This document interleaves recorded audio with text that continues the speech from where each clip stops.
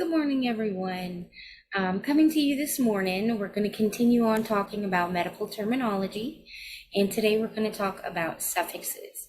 And suffixes are the word parts that appear at the end of the word, and they, change their meaning, make it mean something different. So we're going to look at some examples of suffixes today, and these are a few that are common with conditions. Okay, the first one we're going to talk about is algia, and that means pain. And the example given is neuralgia, or pain in the head or pain in the brain.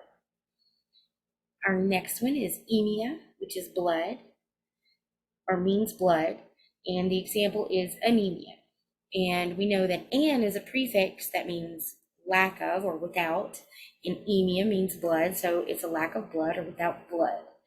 And as it's commonly known, anemia is when your blood work shows that you're low on iron or your blood counts low. Our next example is itis, and that means inflammation.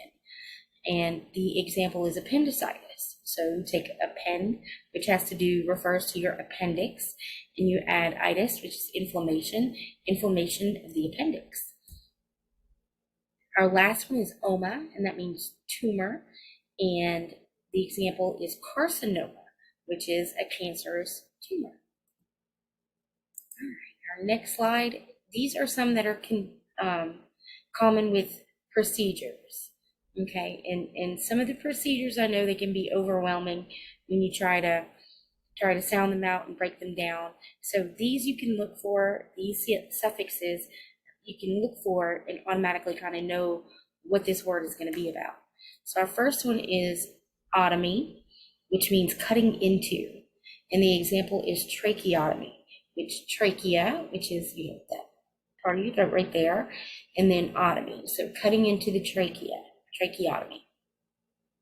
An ostomy is a new opening, meaning is new opening, and the example is colostomy. All right, so colo has to do with the colon, and ostomy, a new opening. You know that a colostomy is a new opening to the colon. Centesis means puncture a cavity to remove fluid. All right, and the example is amniocentesis. And amnio refers to the amniotic fluid of a pregnant woman, and centesis, so fluid removal, the puncture of the cavity to remove the fluid. The amniotic sac is punctured to remove the fluid, so amniocentesis. All right, so next video, we're going to continue on talking about medical terminology and how to break it down. I'm going to show you some examples of how to break down different words that you may come across. So I hope this was helpful to everyone, and you guys have a great day. Thanks.